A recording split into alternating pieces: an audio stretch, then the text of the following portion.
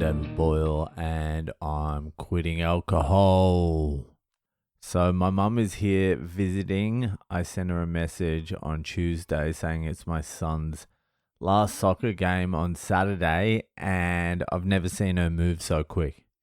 I was thinking maybe I've left it too late. She's not going to be able to make it down for it. But I sent her the message and in like an hour and a half, she'd booked tickets to come down and stay with us for 4 days.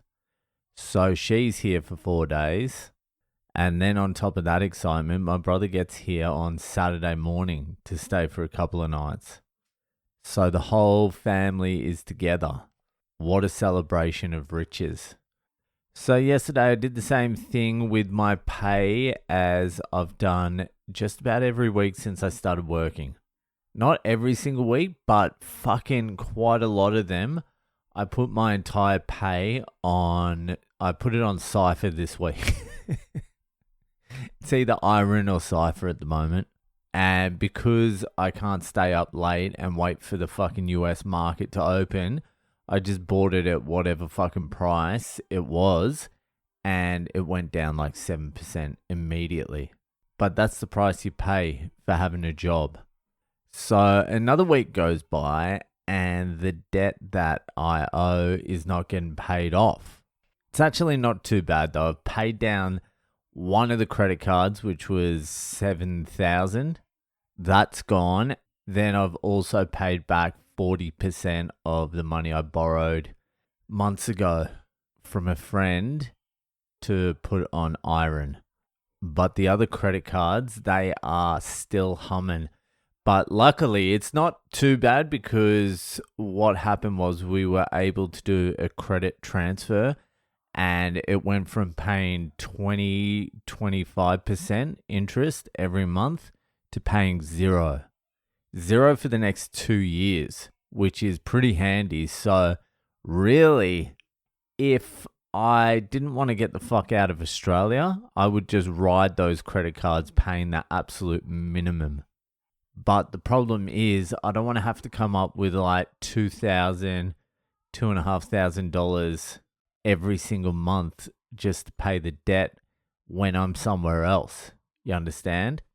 So at some point I'm going to have to stop buying this shit and just pay off these credit cards. At least get it down to something manageable.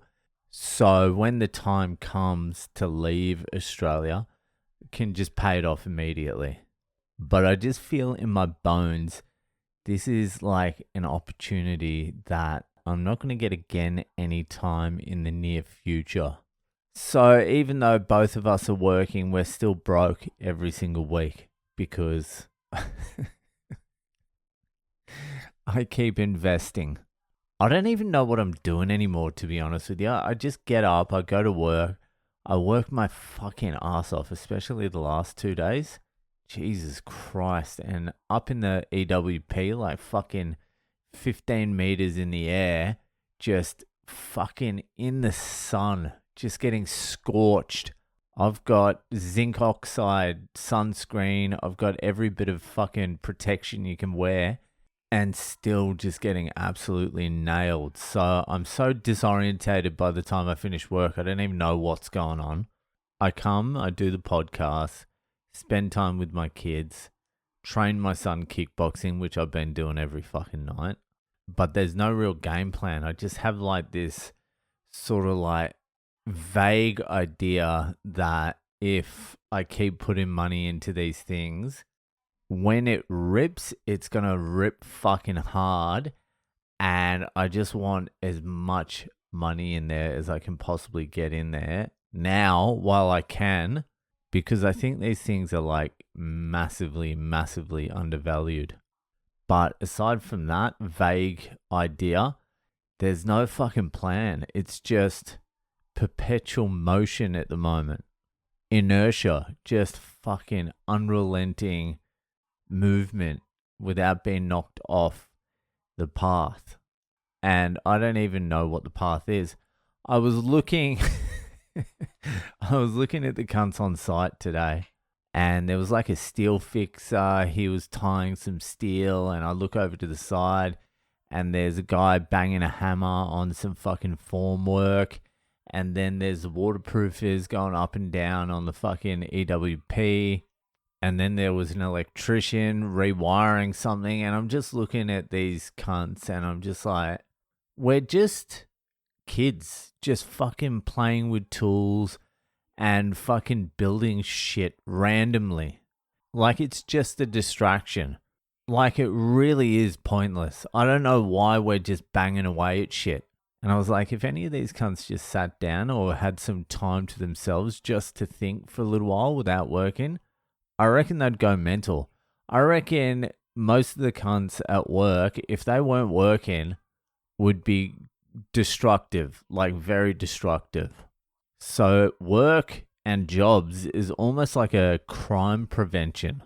If you give these people too much time with nothing to do and nothing to hit with like hammers and bend and screw in and hurt their knees and call someone a cunt for fucking making them do work, and if you don't have these people occupied 100% of the time or exhausted at the end of the day, they're going to commit crimes.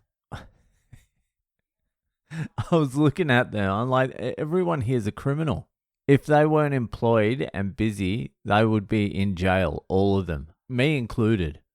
Well, not me included, but yes, me included. If I started drinking again and I had no job and I had free time, yes, me included, I'd be in jail for sure, or dead, either one. But time is moving rapidly and I don't have that much I can spare. So hopefully, this very vague idea I have pays off. I'm confident it will, but I am also so fucking exhausted that I don't even remember what I'm confident about. I'm just continuing to do it. Anyway, Jenny Diary's out tonight. We got T-Money, Ton from fucking Florida. She gives us a fucking banger of an episode. Mental institutions, drugs, ex-husbands with giant dicks. It has it all. So if you want to listen to that episode, jump on the Patreon, boylecomedy.com. The link's there. I'll see you over there, and I'll see you the fuck later.